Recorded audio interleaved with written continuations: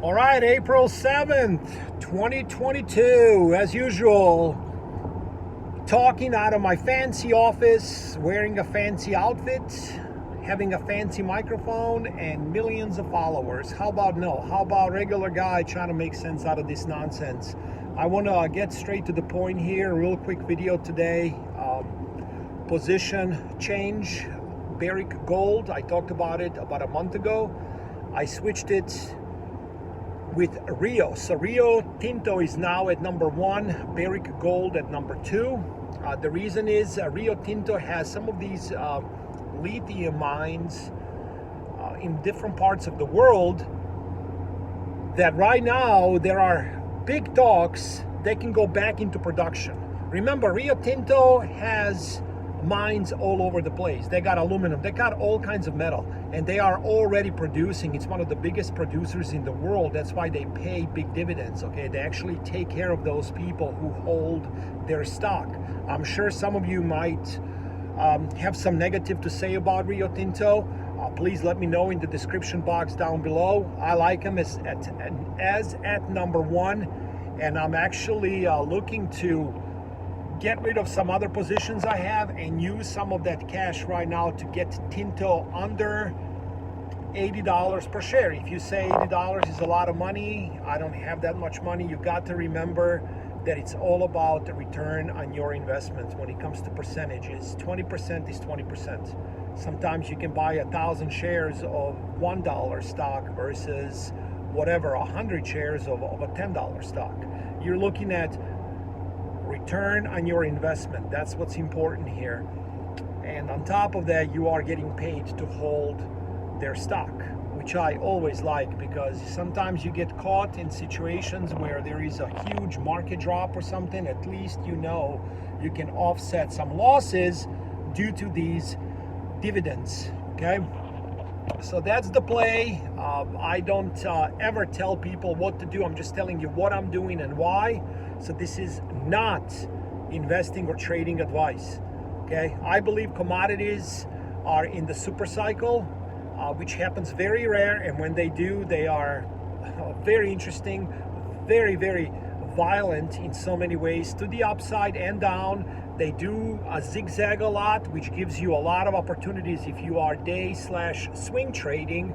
And also long-term investors, I think, have a lot to say here, to hold these positions for years to come, meaning between 2 to 10 years. And that would be the difference between speculating, which is nothing but gamble. That's what the word speculation means, versus investing. Speculations are few months, few days, could be few hours, and investments are 2 to 10 years.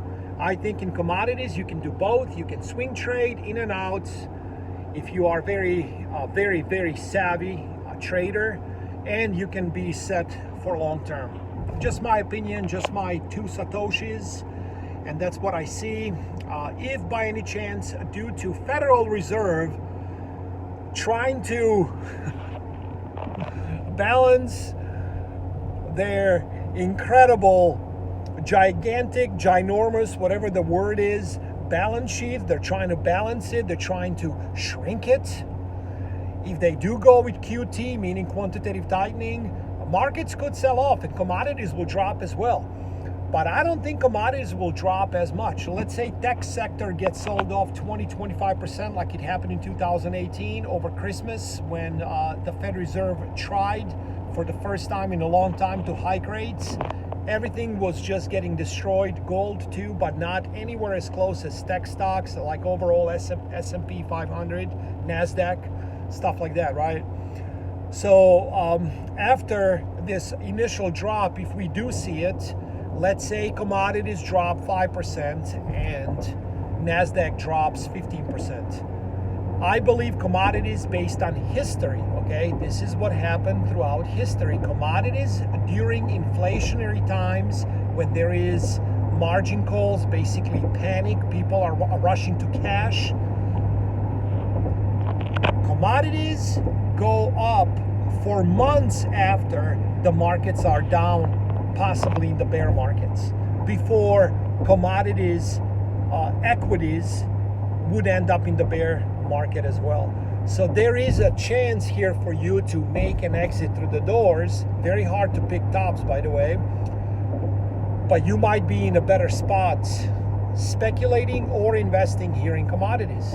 Again, I want to repeat, this is just my opinion based on looking into history, based on doing a lot of due diligence, and this is the way I see things. Again, I want to repeat this part.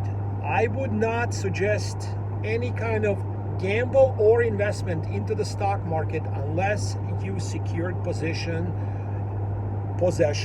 in real things, okay? That is number one priority in times like we are in and what's coming down the pike. And what's coming down the pike is not going to be pretty, okay? This channel is not to scare you. This channel is to prepare you. I always say I believe America will prevail. We the people will win. Things will rebalance after major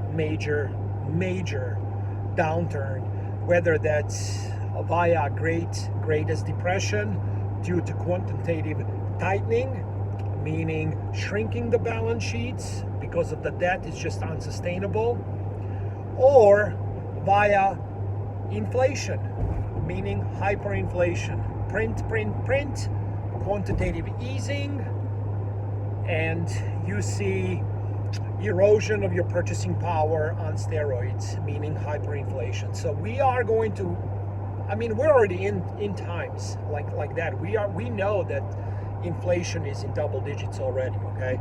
But I believe it's going to get a lot worse. And like I said, if inflation does come down a little bit because of shrinking of the balance sheet, then you will see your 401k going down to the point that a lot of people will be out in the streets, unfortunately, really quickly here, because they rely on those digits on the screen. They have no possession of real things, and they believe if they see, like I said, their 401k go from 10,000 to 20,000, that is how it's going to be, and it's actually going way higher.